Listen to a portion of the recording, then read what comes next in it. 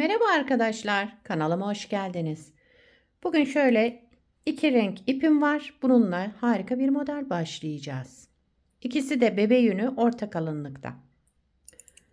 Şişlerim 3,5 numara. İpime uygun şiş kullanıyorum. Yapım aşamalarına geçmeden önce kanalıma abone değilseniz, abone olup videolarımı da beğeniyorsanız beğeni yapmayı, yorum yapmayı, beni desteklemeyi unutmayın. Şimdiden hepinize teşekkürler. Dilerseniz yapım aşamalarına geçelim. Evet, ilmeklerimizi çıkartarak başlıyoruz. Bu model için ilmek sayısı 2 ve 2'nin katları. Yani çift sayıda olması gerekiyor. Şöyle bakın 2, 4, 6 böyle devam edecek. Yapacağımız örgüye göre ilmek sayısını ayarlayacağız. Yani çift sayıda bitmesi gerekiyor. Şöyle ilmeklerimi tamamladıktan sonra birkaç sıra lastik hazırlayacağım. Ben haroşa lastik yapacağım. Siz istediğiniz lastiğin üzerine kurabilirsiniz. 2, 4, 6, 8, 10, 12, 14, 15, 16. 16 ilmekle modelimi kurmaya başlıyorum. Birkaç sıra haroşa lastiğimi yapıp geliyorum. Lastiği tamamladım. Şöyle birkaç sıra haroşa lastik yaptım ben.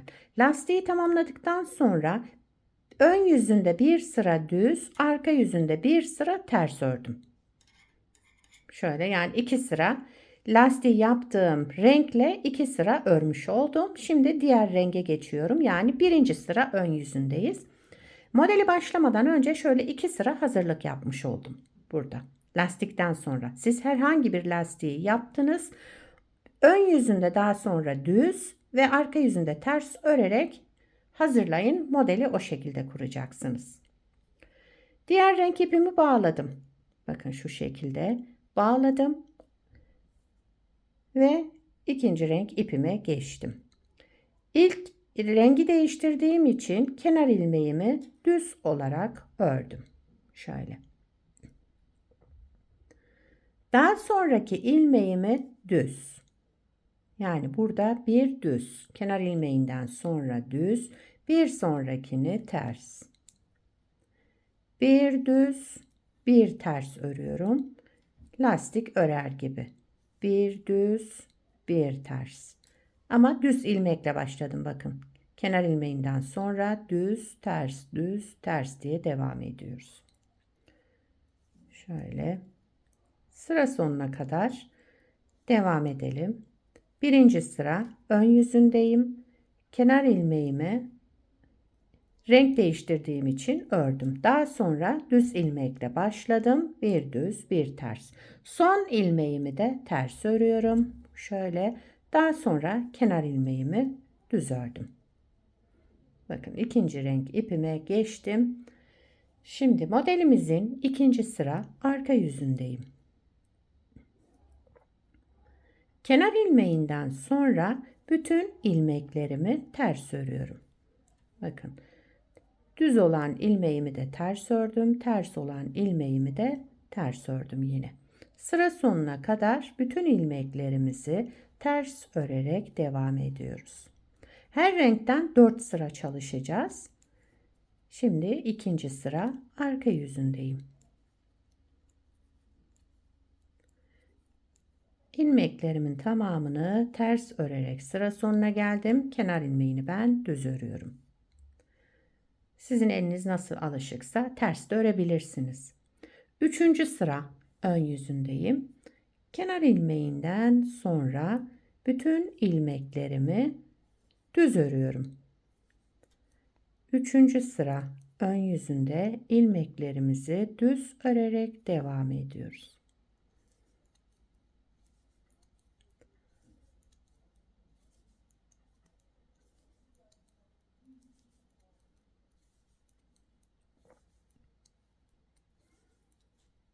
Kenar ilmeğimi de düz ördüm. Üçüncü sırayı tamamladım. Dördüncü sıra arka yüzündeyim. Bütün ilmeklerimi ters örüyorum. Kenar ilmeğinden sonra ilmeklerimizin tamamını Ters örerek devam edelim sıra sonuna kadar.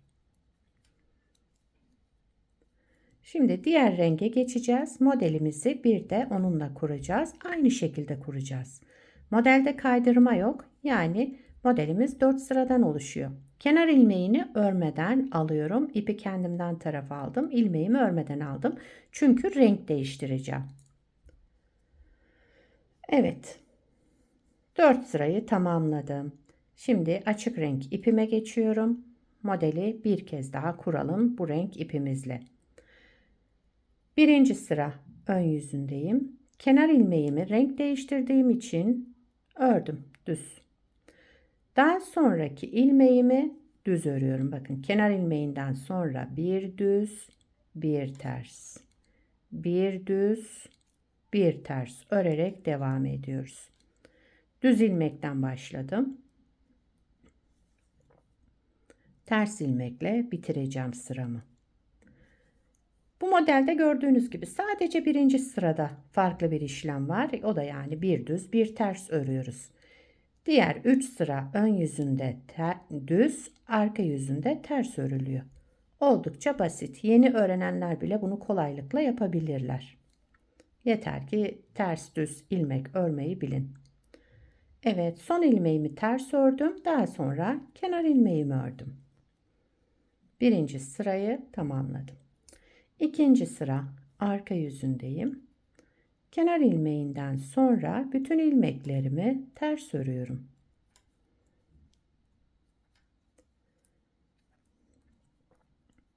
Bu modeli her birini bir renkle de kurabilirsiniz. Ben 2 renk kullandım. Daha fazla renkler de kullanabilirsiniz. Evde kalan iplerinizi de değerlendirmiş olursunuz. Yani şöyle azar azar ipler kalıyor. Onlar da değerlenmiş olur. Evet, kenar ilmeğimi düz ördüm. İkinci sıramı tamamladım. Üçüncü sıra ön yüzüne geçtim. Kenar ilmeğinden sonra ilmeklerimin tamamını düz örüyorum. Bakın şöyle düz örerek devam ediyoruz.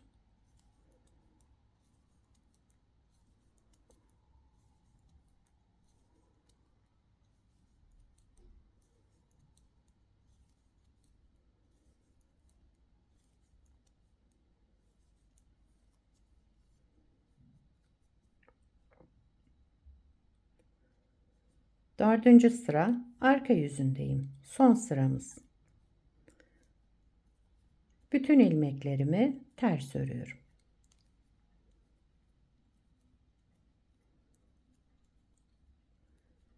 Evet, dördüncü sıra arka yüzünde ilmeklerimi ters örerek devam ediyorum. Son kenar ilmeğimi örmeden alacağım çünkü renk değiştireceğiz. Onu birinci sırada ön yüzünde öreceğim kenar ilmeğimi. Bakın son ilmeğimi ipi kendimden tarafa aldım.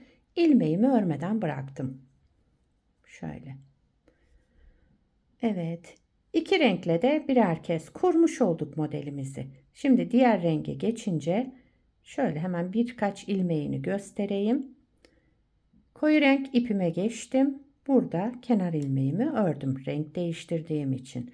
Daha sonraki ilmeğimi düz ördüm. Şöyle. Bir sonrakini ters.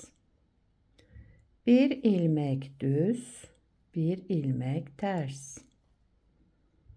Örerek devam ediyoruz. Birinci sırada yani renk değiştirince yapacağımız işlem bu arkadaşlar. Modelimiz böyle devam ediyor. Gördüğünüz gibi gayet kolay ve gösterişli güzel bir model. Diğer parçamı hemen size gösteriyorum. Bunu da daha önce hazırladım. Aynı ipleri kullandım. Şöyle. Bunu da hazır lastik üzerine başladım. Bakın hazır lastik kullandım, ördüm burada. Daha sonra bir sıra ön yüzünde düz, bir sıra arka yüzünde ters ördükten sonra diğer rengime geçtim ve birinci sıradan başladım. Modelin arka yüzü de bu şekilde olacak. Şöyle. Bakın ip geçişlerimiz şöyle.